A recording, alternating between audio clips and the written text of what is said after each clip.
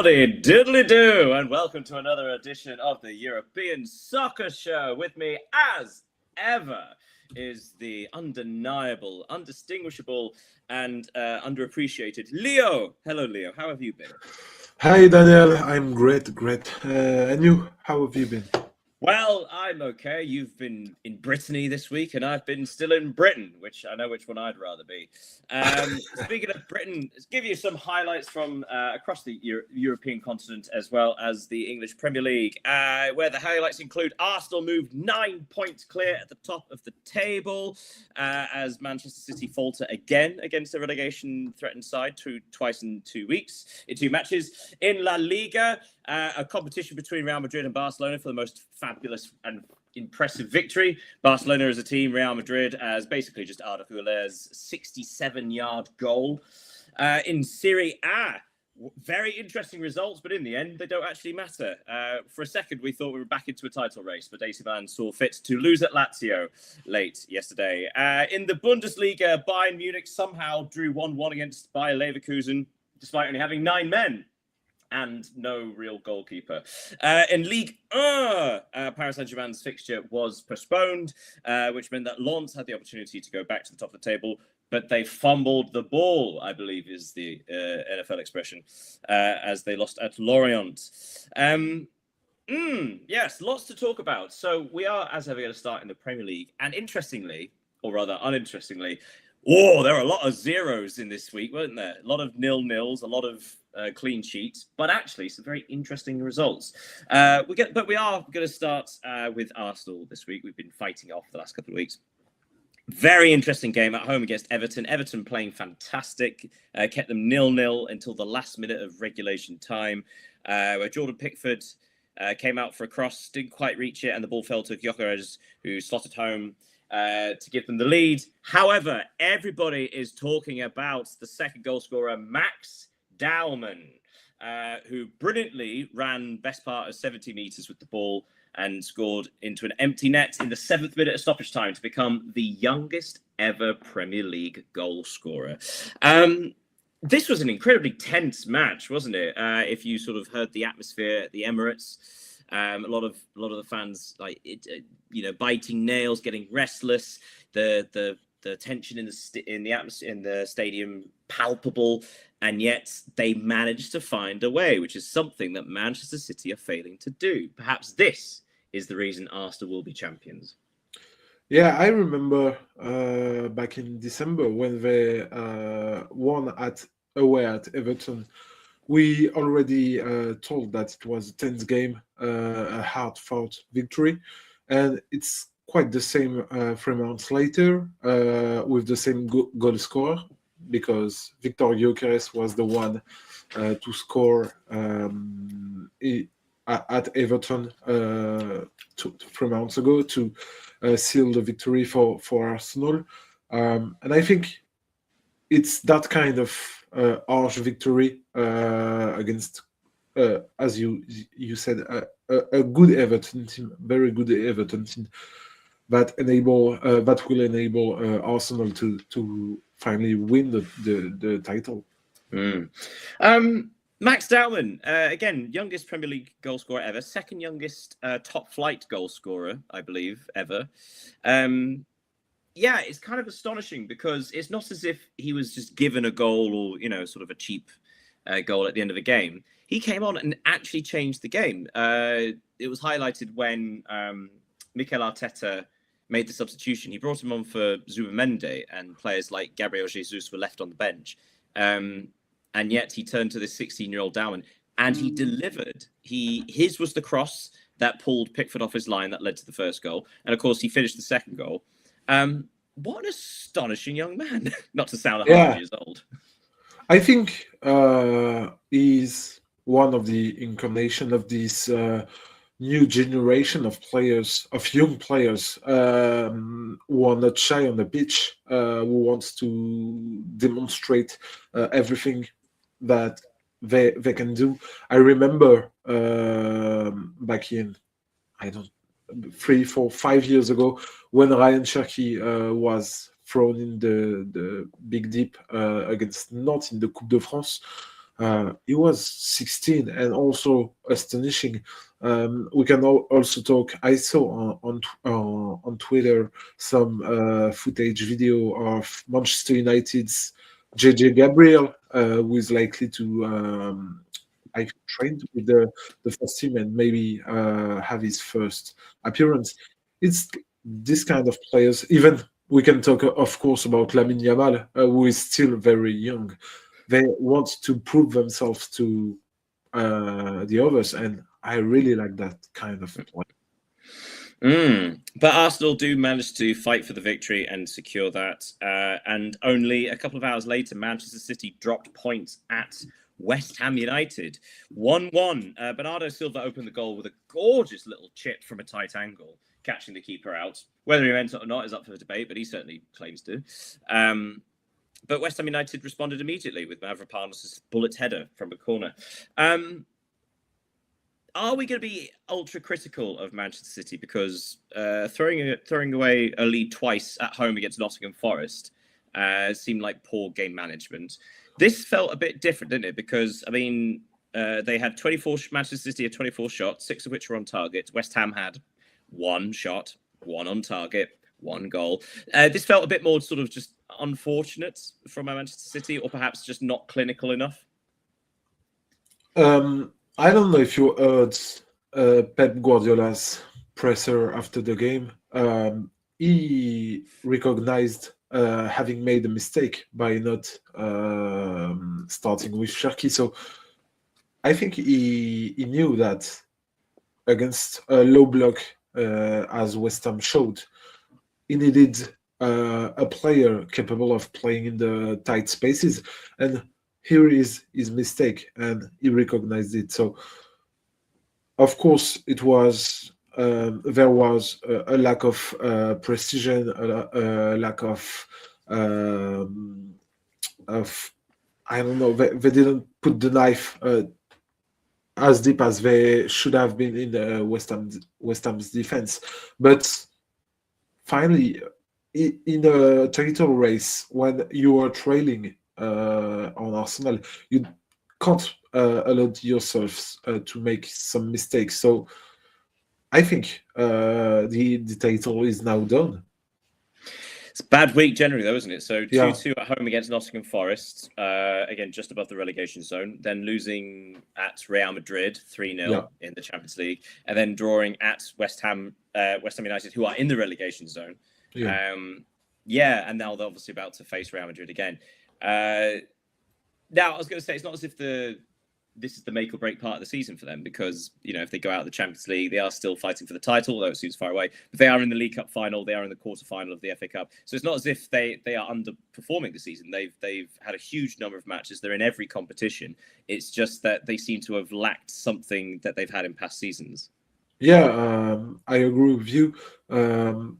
And when you compare to last season, their season is already good compared to the last one. We have to remember that they played in the Club World Cup last summer, something that Arsenal didn't, which can count now. And they also had new recruits, so it's kind of a season of maybe transition for Manchester City, and being second right now, even if they have the chance to actually win the title, it's quite positive, I think. Just bringing some other results. So Burnley 0, Bournemouth 0. That's done. Sunderland 0, Brighton 1. Weird game. The winning goal by Minte was a very strange sort of deflected cross. Chelsea 0, Newcastle United 1. Did you see the bizarre build-up to this game? Yeah, but it's like Chelsea have been struggling these past weeks. Before we actually talk about the football, did you see like the huddle and the referee at the start? Oh yeah, with the players around the referee. For those of you who've not seen this, I would genuinely recommend trying to find the footage of this, because Chelsea in recent weeks have been sort of doing this huddle around the centre spot and the ball. And it annoys some other teams. It depends, obviously, if Chelsea have taken the kickoff or not. And yet this time round, the referee Paul Tierney went to the centre spot and stood over the ball just to sort of protect it. And the Chelsea players still made a huddle around him. It's one of the weirdest things I've ever seen. Yeah, it was. Yeah, sort of vibes of Donald Trump staying with Chelsea for the Club World Cup celebrations. But Newcastle United did win. It was their first victory at Stamford Bridge for 14 years, I believe. And Newcastle United are they're currently ninth on 42 points and 6 points behind Chelsea in sixth place. So chances are, obviously, Champions League push not likely. But Newcastle United have a real shot at reaching some European competition. They have among the easiest runnings. And, of course, next week, the Tyne-Wear derby against Sunderland at St James's Park. So Newcastle United, despite having a very difficult season, have an opportunity to qualify for Europe.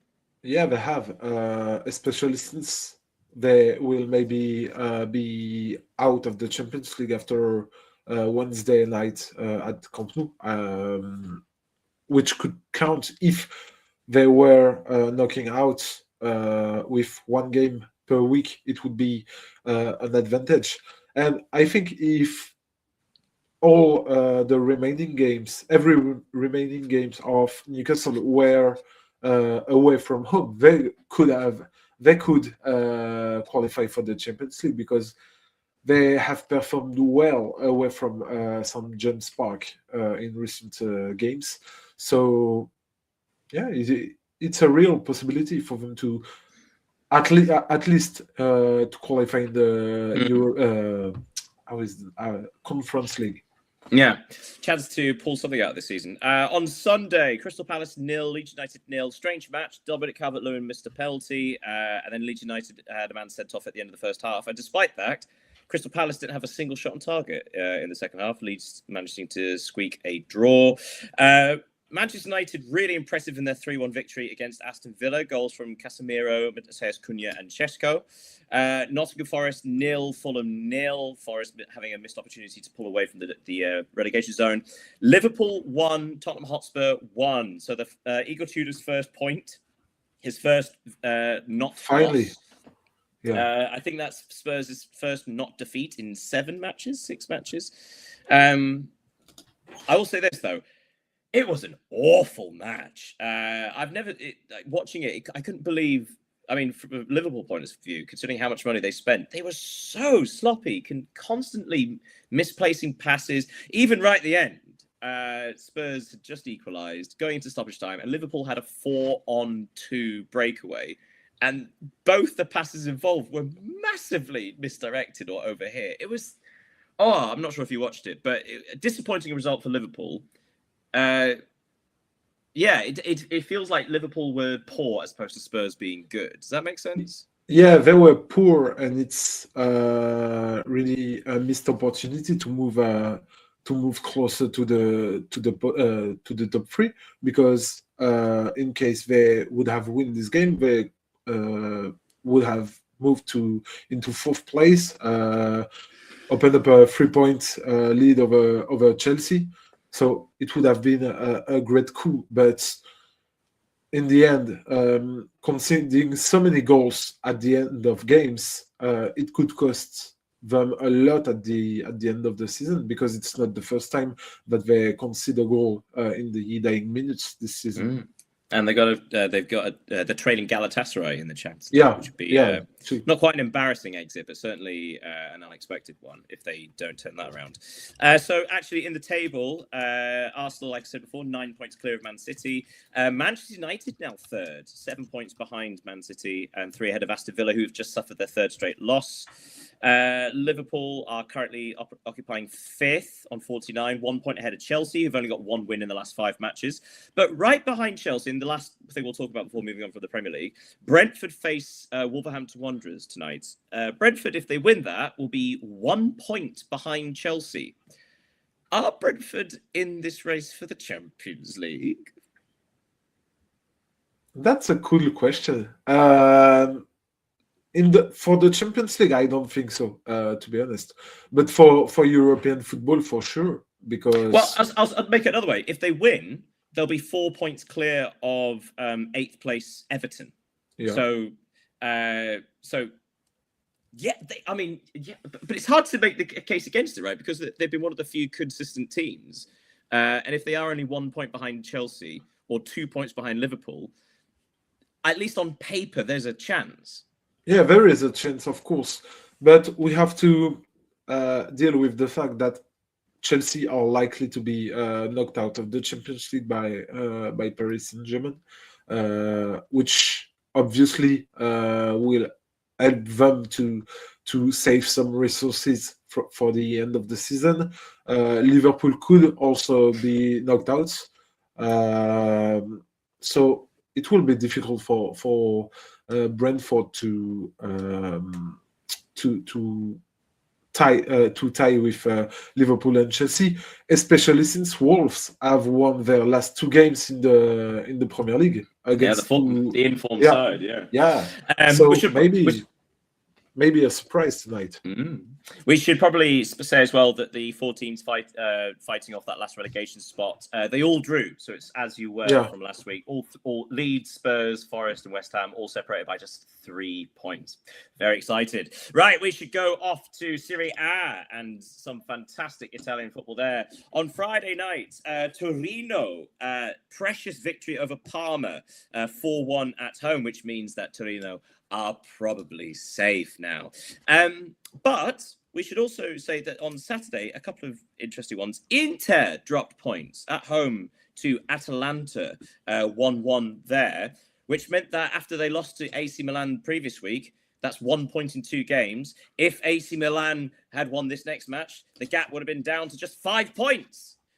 But no, AC Milan went to Lazio and lost 1-0. It does feel like in the last sort of month, every time there's been a sniff of a return to a title fight, AC Milan kind of fluff it. Yeah, and fortunately for Inter, because as you mentioned, it's been 2 weeks in a row that they dropped points.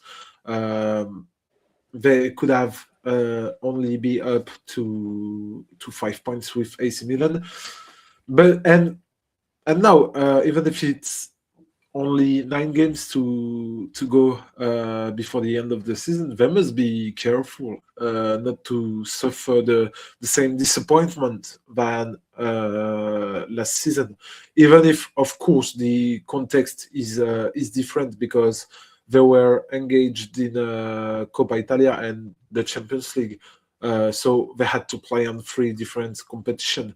But last season they were top of Serie A until the 33rd match day before being overtaken by Napoli. So they really need to be careful, and it's obviously a missed opportunity for AC Milan to close the gap with them.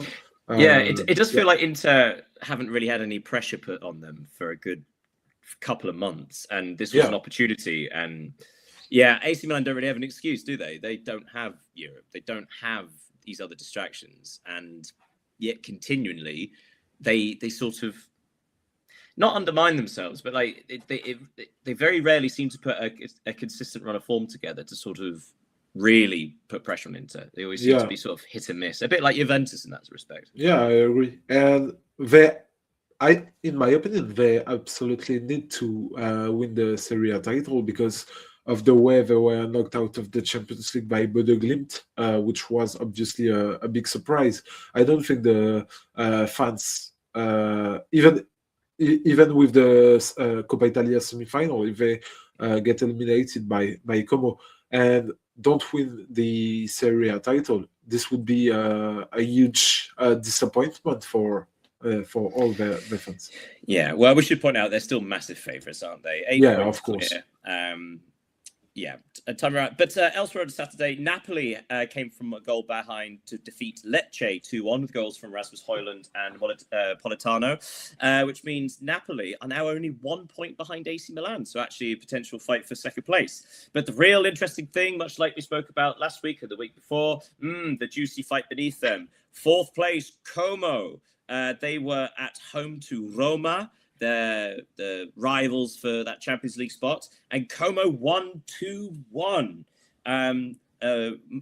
Came from behind to do that. Sorry, Donyell Marlin opened the scoring for Roma from the penalty spot. before Como responded in the second half. Roma had a man sent off. Wesley got a second yellow card before Como scored through Diego Carlos.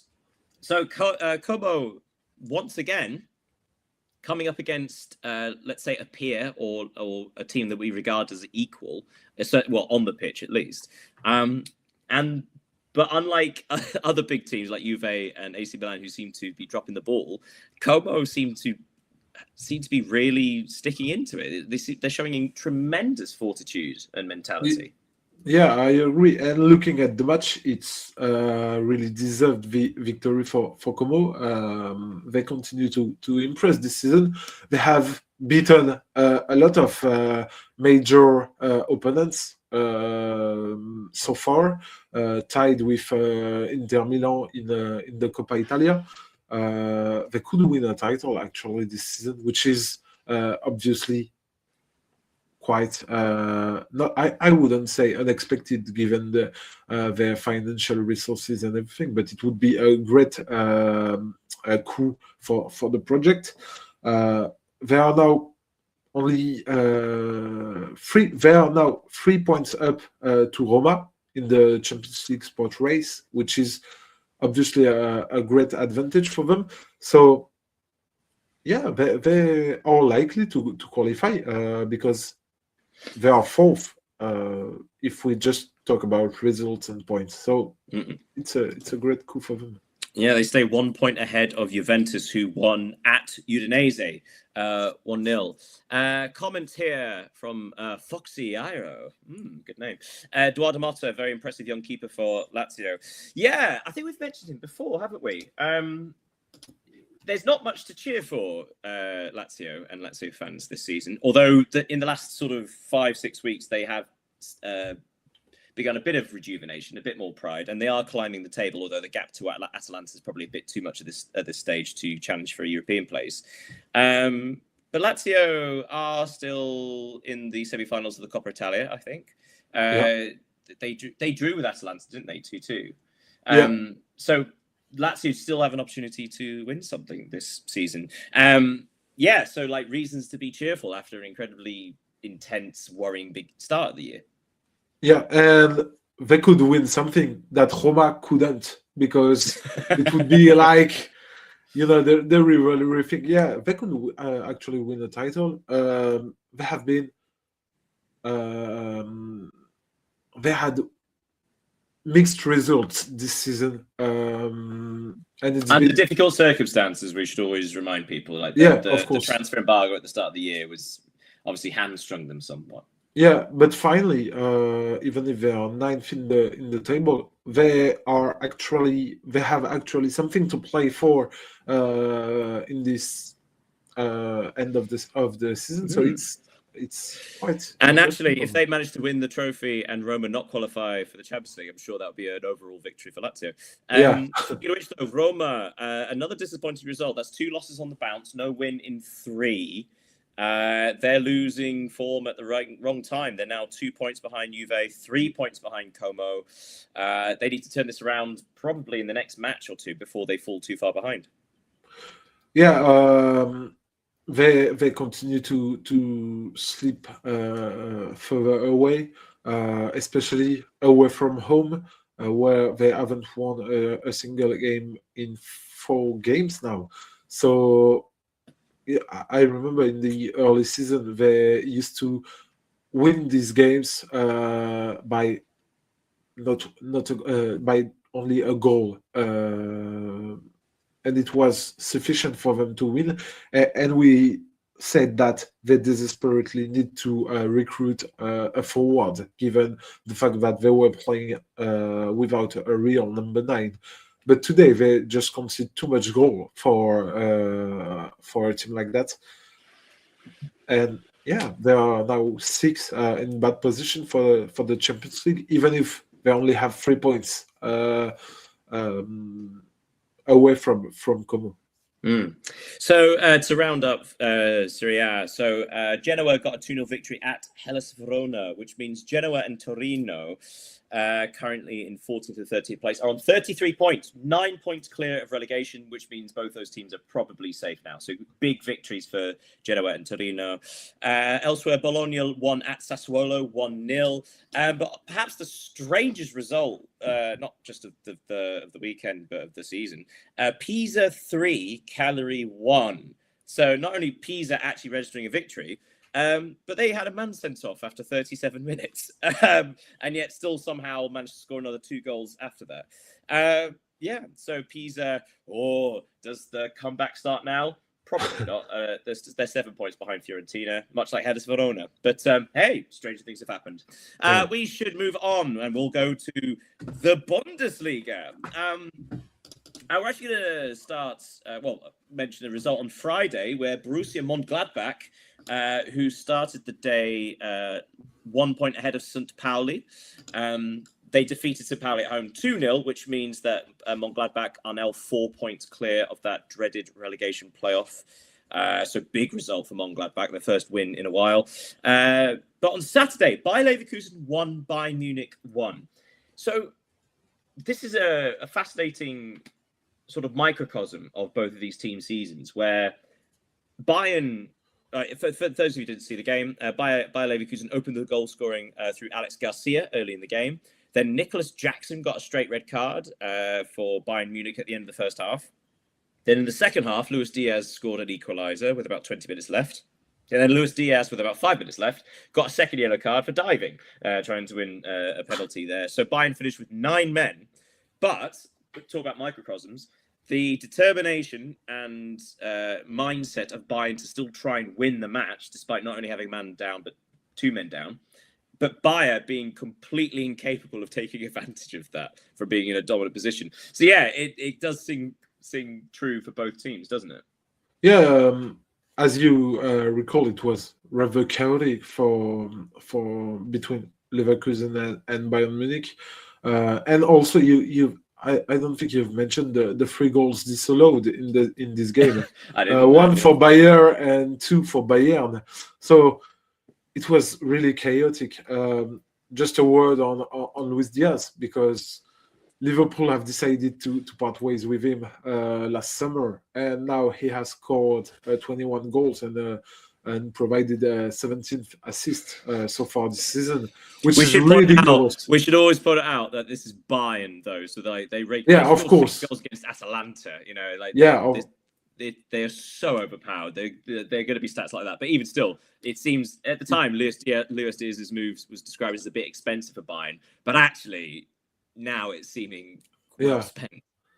But and I don't know if you saw the goalkeeper issue for Bayern Munich. They were down to their 4th goalkeeper, was it? Yeah, and now a 16-year-old goalkeeper is likely to play in the Champions League because Manuel Neuer is injured, Sven Ulreich too, and 2 of the young goalkeepers too. So it seems to be a strange one for this young goalkeeper. Well, it reminds me of Iker Casillas at the time at Real Madrid. That's a fun comparison. Yeah. Comparison. Fortunate that they basically ended the tie against Atalanta because so there's less pressure on their goalkeeper coming in. Don't want another Kimski moment. Yes. But also, I mean, maybe it's best that, say, for example, Bayer Leverkusen, who drew with Arsenal, so perhaps that was really what took it out of them. Bayer Leverkusen showing that they probably can't continue on 2 fronts. They probably can't continue to stay because they are currently 5 points behind. Elsewhere, the last match of the weekend, Stuttgart defeated RB Leipzig 1-0, which meant that Stuttgart actually jumped RB Leipzig into 4th place. So Bayer are 5 points behind Stuttgart. So it's probably in Bayer's interest to really concentrate on getting back into the Champions League as opposed to trying to stay in it. Yeah, I agree. Even if it's a valuable point for Leverkusen. But as you said, Stuttgart's victory brings them a double benefit because first they consolidated their 4th place in the table and they are now drawing level with Hoffenheim in the race for the 3rd because Hoffenheim have drawn with 17th placed Wolfsburg this weekend. So, well, since you mentioned it, that's I was going to interesting. bring that up. So Hoffenheim won, Wolfsburg won. An excellent result for Wolfsburg, and Yeah. with that means they're 3 points behind St. Pauli, so they are within striking distance now, in the relegation playoff position. But Hoffenheim, so in their last 6 matches, they've won twice, drawn twice, and lost twice. The very, definition of inconsistency. But they are still third. They're on 50 points. So their inconsistency hasn't been capitalized on by Stuttgart or Leipzig or Bayer, who just seem to keep dropping points. Yeah, and because we are close to the end of the season, and every game counts for the teams. Offenheim are out of the DFB Cup. They don't play European football. Stuttgart are still qualified in the Europa League. They will play Porto in the second leg of the round of 16. They are also playing in the German Cup, so it can count also, as we said, for the in the Premier League. So it will be interesting. And looking at the next fixtures of Offenheim, they will play Mainz, they will play Bremen, and they will play Stuttgart before the end of the season. It could be an important game for the top 3. Elsewhere, Borussia Dortmund, an easy victory, 2-0 over Augsburg, means that they close the gap to Bayern to just 9 points. Also, Frankfurt defeated bottom of the table Heidenheim 1-0. Hamburger drew 1-1 with Köln. Köln, who are only 1 point above the relegation playoff themselves. Huge result, though. On Sunday, Werder Bremen 0, Mainz 2. So Mainz started just, again, level points with St. Pauli. Hold on, sorry, Foxy. Foxy. Bayern having a goalkeeper crisis. Leonard Prescott set to be the youngest in Champions League. Yeah, that's a good point, actually. And as we were saying, it's for those of you who aren't aware of the Kimski situation. Atletico Madrid, when they defeated Tottenham Hotspur, was it 5-2? Yeah. Tottenham started with Kimski in goal, which was a huge decision by Igor Tudor. And in the first 17 minutes, he slipped over whilst passing out, which allowed Atletico to score a goal. And he also completely fluffed a pass, which meant that Julian Alvarez got an open goal to score for 3-0. And so he was subbed off after 17 minutes. Now, the great thing is that the entire football community has basically got behind Kimski, because the decision to sub him was potentially understandable, because Igor Tudor spoke about wanting to protect him, but also he didn't acknowledge him or comfort him or anything like that. Now, of course, anybody who knows Igor Tudor knows that's not his style, but also having a young goalkeeper thrown into that situation, having not played first team football for the best part of 2 years. It seemed unfair. Difficult situation. Both to start him, and it seemed unfair to take him off and sort of throw him into the fire. But what the reason to bring it up is, of course, the young Bayern keeper, Leonard Prescott, it looks like, I think he said. He doesn't have that pressure because Bayern has such a big gap, and that allows him to play with a bit more freedom and a bit sort of, less intensity and less worried. Wouldn't you think so? Yeah, I agree. And seeing Atalanta score 5 or even 6 away at Allianz Arena seems quite unrealistic. Yeah, exactly. Yeah. Sorry, I was about to say Mainz defeated Werder Bremen 2-0 at Bremen. So they started the day level on points, and Mainz now pulled 3 points clear of St. Pauli. Actually, no, sorry, Mainz were behind Bremen, so they've leapfrogged them. The battle at the bottom of the table in the Bundesliga is so fascinating. The only other result to tell you about, Freiburg 0, Union Berlin 1, a goal late in stoppage time, giving them the victory there. Right, we should park the Bundesliga and go over to La Liga.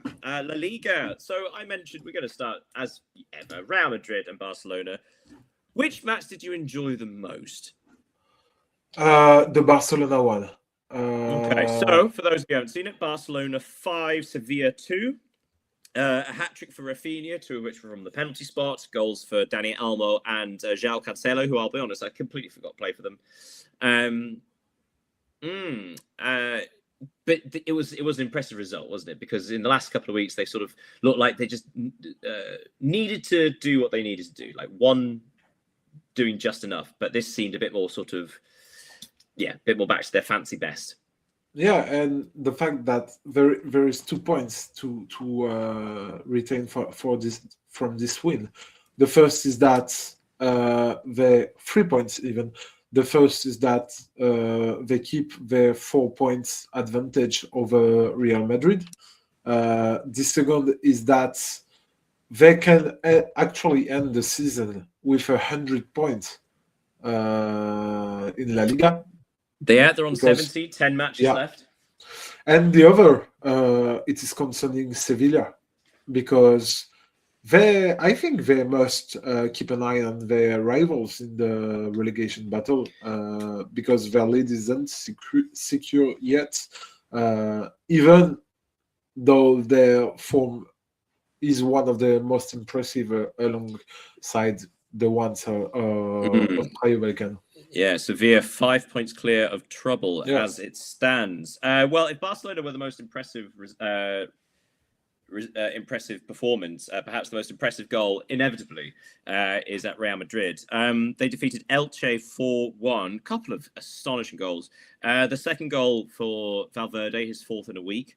After that, was brilliant hat-trick against Manchester City. Wonderful team goal where I think everyone but one member of the squad touched the ball. But the fourth goal, Arda Güler, I wrote this down, 68 yards or 74 meters. I mean, it's not audacity. It's just pure technique, isn't it? Yeah, it's a technical gesture, and it's very difficult. And that's why it's so rare to see that kind of goals in professional football, at the top of professional football. Just to have a word on this game, we have said that in past week that Real Madrid had struggled to find the way they want to play. They struggled to win these games, especially since Kylian Mbappe. And this weekend it was, to be honest, a comfortable win. You've mentioned Federico Valverde's goal. He once again proved decisive. He has now 9 goal contributions in his last 8 games. Maybe the best player of Real Madrid at the moment. And to finish like we did with Sevilla, Elche, they are now in the relegation zone after the start of the season. So on that note, the next thing I was going to say, Mallorca on Sunday defeated Espanyol 2-1. Espanyol took the lead, but had a man sent off with about 40 minutes remaining, allowing Mallorca to come from behind and secure the victory, which means that they leapfrog both Elche and Alaves up the table. So yes, Elche do slide down into the relegation zone. It's something that I have noticed, which is a bit of a shame, let's call it a Premier Leagueism, where the promoted sides look like they're going down all of a sudden. So, for example, in Serie A, Cremonese and Pisa were both promoted at the end of last season, and Cremonese are now in there as well as Pisa. Although Sassuolo are doing absolutely fine. Yeah. Similarly with La Liga, so Real Oviedo, Elche, two newly promoted clubs. For the life of me, I can't remember who the third one was. Espanyol? Was it? I don't think it was. But anyway, it doesn't matter. But the point being that so 2 of the 3 promotion sides look like they'll be going down in La Liga. And yes, thank you for checking. I can hear you checking. Yes, yeah, I am. It's going to really annoy me. Silence as our Levante. Oh, was it Levante? Of course. Yeah. Sorry. So, Espanyol was 2 years ago. Yeah. Right. So yes. So all 3 of the bottom 3 in La Liga are the promoted sides. So we don't. It's not just obviously the Premier League is you get that kind of stagnation where the same promoted teams go down. We don't want that anywhere else either. But it does feel like these three sides just haven't been good enough this season. Well, apart from Elche, but their second half slump of the season has been really disheartening because it just feels like everybody worked out how to play against them and there's been no solution. Yeah, at the beginning of the season, we've said that Elche's way of playing was really interesting, but the fact is that playing that way for the whole season, it's complicated for a promoted team when you face the big names of your league. Sometimes you need to understand how to close the game and everything, but they had their ideas. They wanted to play that way, and they did it. So I like this kind of teams, but it proves difficult for them to stay up, even if they can, because they are only 2 points away from Mallorca and Alaves. Yeah, speaking of Alaves, they drew 1-1 at home against Villarreal. So close to having another precious 2 points to pull them clear of relegation. Villarreal, by the way, Pepe scored an equaliser in the 8th minute of stoppage time, so very close to a famous victory there. Girona defeated Athletic Club 3-0. Atletico Madrid defeated Getafe 1-0. Probably like a nice, easy game for them after Getafe had a man sent off in the second half. And obviously their second leg against Spurs is coming up. A rare win for Real Oviedo, who defeated Valencia 1-0, but probably a bit late for Oviedo as they are still 7 points behind safety. Elsewhere, Real Betis 1, Celta Vigo 1, Real Sociedad 3, Osasuna 1. I forgot to mention, of course, that after Mallorca's victory over Espanyol, that meant that for the first time since the third week of the season, I believe, Espanyol are no longer in the European positions. Yeah. Well, unless, of course, they get the 5th Champions League spot, and then it goes down, and depending what happens with the Copa del Rey. But yeah, Espanyol, who've only had one victory this calendar year. It's been difficult for them. Yeah.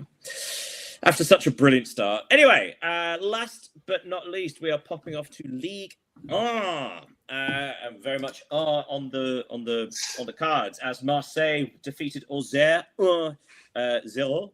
1-0 to Marseille to have for their third victory on the trot. But the first game we're going to quickly speak about, Lorient 2, Lens 1. So Lens had the opportunity to leapfrog Paris Saint-Germain, who had their game against Nantes postponed this weekend.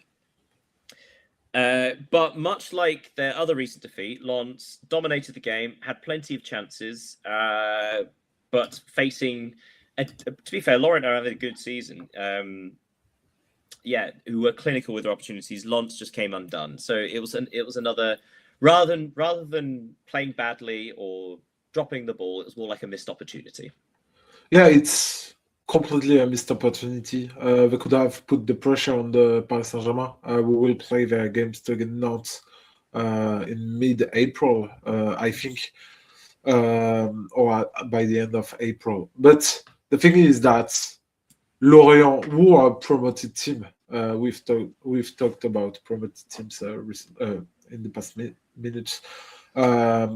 They have been great this season. They have, especially at home, because they have picked up 26 of 37 points there. Lens, they had chances, clearly, but now if PSG are to win against Nantes, which I don't think they will fail to, it will be difficult for the title. So yeah, it's now Paris Saint-Germain do seem to have an easy run in, and also we're getting to the points of like, well, almost thinking up reasons why Paris Saint-Germain would drop points against certain teams, as opposed to that's a tricky one. It does all kind of come down to Lens against Paris Saint-Germain. Lens have to win that now. Yeah, of course. Elsewhere, Angers lost at home. Hey, Nice won a game, 2-0 at Angers. That's nice for them. But Monaco defeated Brest, a pair for Monaco, ironically. 2-0 against Brest, which means Monaco are now, well, they remain 6 points behind Marseille, as do Rennes. Lille, though, spoiler, we're going to jump ahead. Lille defeated Rennes at Rennes with a very impressive victory. So you still have 5 teams separated by just 6 points. So Monaco's, that's 5 wins in a row. They're undefeated in 8, I believe. They built ahead of steam. They really are the team to watch all of a sudden. And hey, outplaying Paris Saint-Germain, arguably 4 times this season. There's something about this side which is kind of astonishing considering how the season started. Yeah, they have really hit their stride now. They haven't lost in the league since the 16th of January, so 2 months ago, day by day, 2 months ago, and they don't have any other competition to juggle alongside because they were obviously eliminated from the Championship by Paris Saint-Germain, and I do think they will overtake Lyon or Marseille to climb the top 4 or even the top 3. What's been the change? Because again, we were speaking about Monaco. I'd say in mid-January they were still not quite with it, and yet in the last sort of 8 weeks, there's been this monumental shift. Has anything changed in particular? The coach, I think Sebastian. Of course, yeah. I really think Sebastian Pocognoli has been doing tremendous job at Monaco. He needed some time to implement his way of playing, but now the players seem to have understand what he asks, and it's paying off. All simply. Elsewhere, Strasbourg 0, Paris FC 0. Strasbourg, understandably, are probably putting their focus on. Is it the Europa League they're in? The conference. Conference. Yeah. Focus on the conference as well as the French Cup as well. So they're in 2 other competitions that they have legitimate opportunity to win. So makes sense. Elsewhere, Le Havre 0, Lyon 0. Lyon once again failing to win. That's 1 victory in 4 for that's no wins in 4. No wins in 4. Yeah. Yeah, and they slipped to 4th place. That's 2 disappointing draws for Lyon on the bounce. Despite the fact Le Havre had the wonderfully named Zagadou sent off in the second half with about 30, 40 minutes left. What's happened in the last few weeks at Lyon? Because they suddenly become toothless. Yeah, they are, because they are toothless. They don't have any forwards left. Even against Celta Vigo in the Europa League, Rémi Imbert, after 20 seconds, was forced to be substituted because of an ankle injury. So it's now 5 or 6 offensive players off the squad for Lyon. Hopefully, they will finally get Pavel Sulce and Afonso Moreira, Malik Fofana back in the coming days and coming weeks. So it's important for them. So I've just seen that Foxy's messaged us again. Lamine Camara, the big difference for Monaco. It had injury issues at the start of the season, and of course, AFCON, Monaco win rate just 22% without him. Big move for him in the summer. That's a fair point, actually. Lamine Camara has had a lot of chatter about him. Yeah. He's been one of the best midfielders in Ligue 1 this season. His performance against the big clubs have been extraordinary. The latest against Paris Saint-Germain in the league, 1 or 2 weeks, last week, sorry. He is a great player, and I wouldn't be surprised to see a club like, I don't know, Tottenham or something like that, if they, of course, manage to stay up, to bid an offer on him.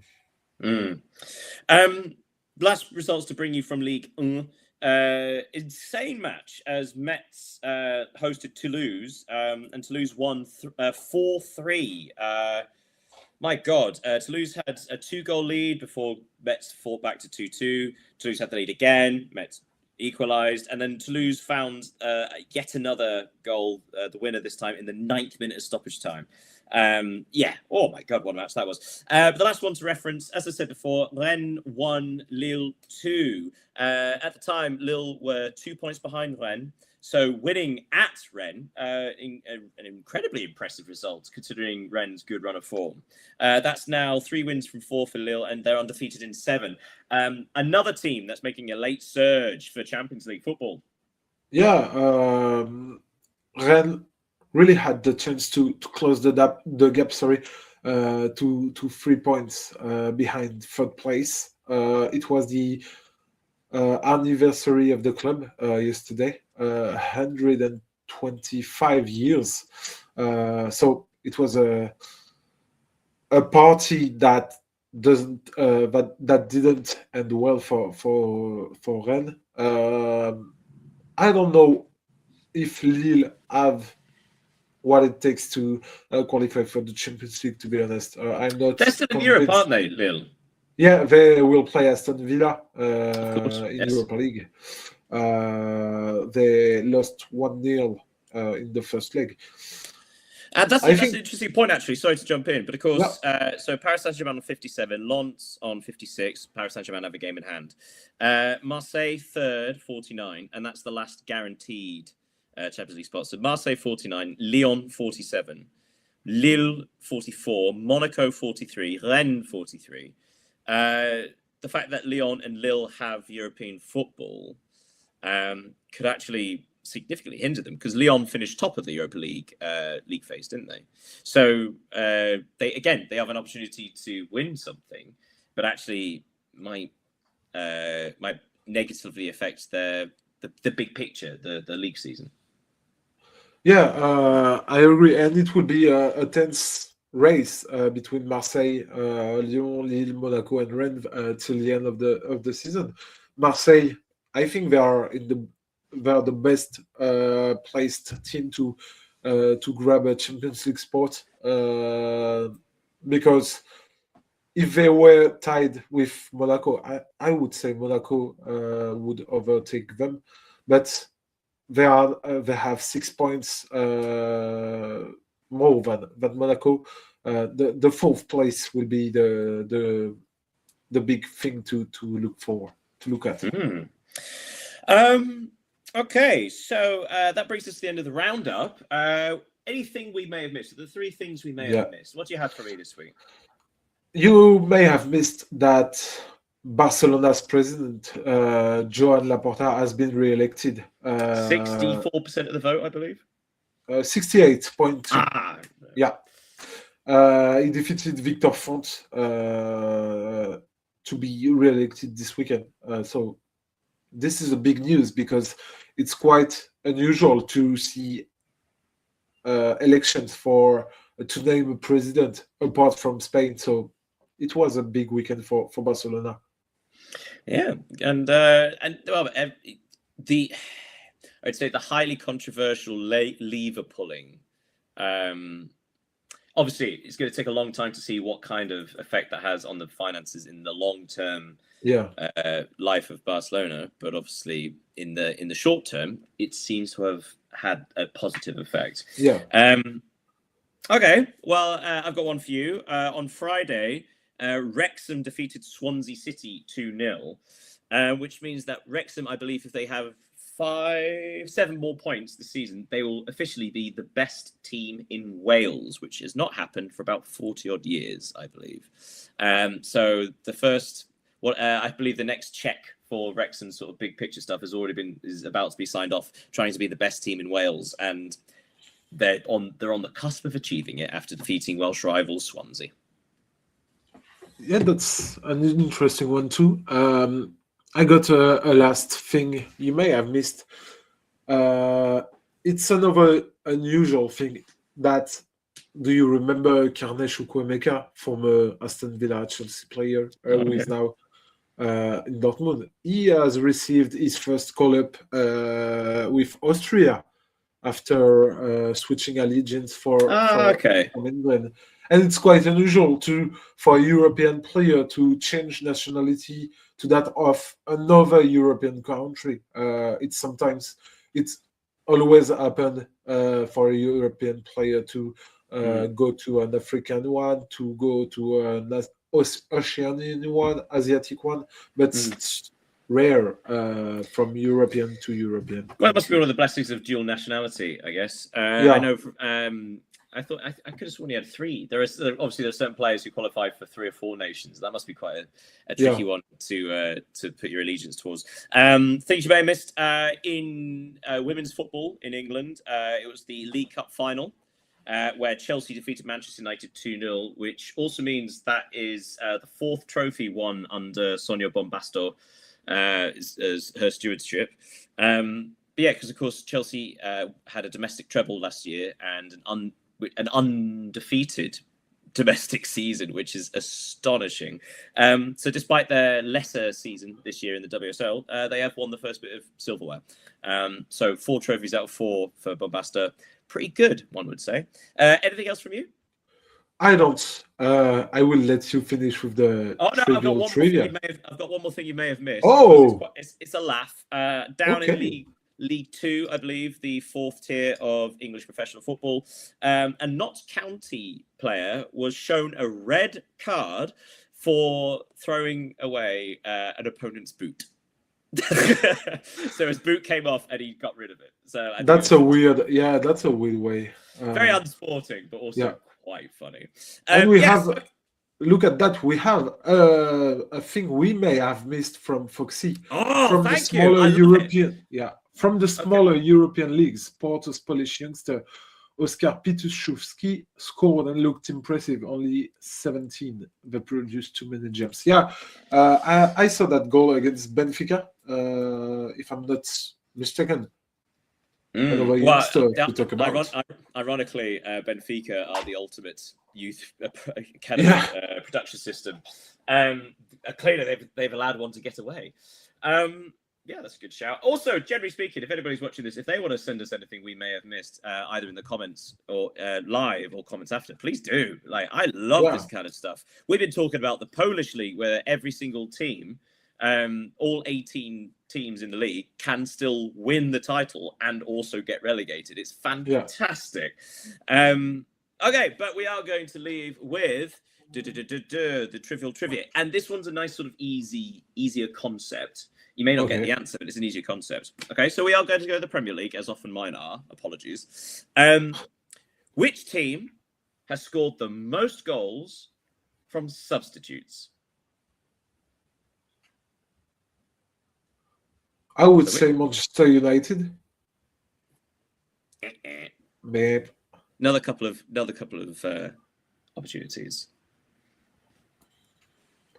Tottenham. The fact that they'd be top of any list is clear. Sorry for that. I don't have any clue. Arsenal. Foxy's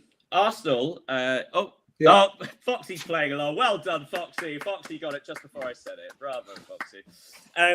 Yes, the answer is Arsenal. 11 of their substitutes have scored a goal. This is not including assists either. 11 goals scored from substitutes. So Mikel Arteta positively affecting matches through his tactical changes. So 11 goals from them. That's top. I believe second's Bournemouth with 7. Might be wrong about that.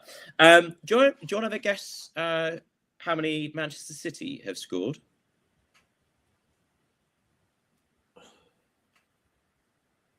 You've said Arsenal were with 11 goals? Top 11. Yeah. And Manchester City, where are they placed? I'm not saying. I'll give you a clue. It's very near the bottom. Okay. Only 4 or 5? Maybe. One. So that's kind of an astonishing thing. So talking about the battle between Arsenal and Manchester City, the battle between Arteta and Guardiola. Arteta this season has positively affected results 11 of his substitutions scoring goals, whereas Guardiola's only one of his substitutions has ended up scoring. Now, that doesn't mean it doesn't positively affect, play and possession and other things. But yeah, a stark contrast to there. City don't score in the second half, so very you make a very good point, Foxy, that don't score in the second half, but that also might contribute towards it. The fact that the changes aren't positive or won't give goals. But anyway, we need to end there just before the hour mark. Thank you so much, everybody who's been watching this. Thank you, Foxy, for being our third person. That was very nice. Yes, don't forget, if you ever want to comment, do feel free to send them. We'll read out the appropriate ones or the fun ones, or if we're very, very lonely, any of them. And as ever, thank you for following our social medias. Leo, thank you for joining me. Thank you, Daniel. Thank you to Foxy too. Do not hesitate, as always, to subscribe on our YouTube channel, to follow us, to talk with us. It's a pleasure to share football with you. So absolutely. Things to look out for this week. Obviously, the second leg of the Champions League round of 16. Yeah. Very, very exciting. Potentially, every single English team might get knocked out. Yeah. And put in comments if you have some... how can I say that? For the second leg of the Champions League or Europa League of Conference League, some guess the score of some... predictions. Predictions. Sorry, I didn't have the name. No. Again, to be fair, your English is better than mine. So, yes, thank you again, everybody. Yet another edition of the European Soccer Show comes to a close, but we'll see you next week. And my God, it's getting exciting. Oh, we need a break. See you next week, everybody. See you next week. Have a nice end of the day. Bye. Bye.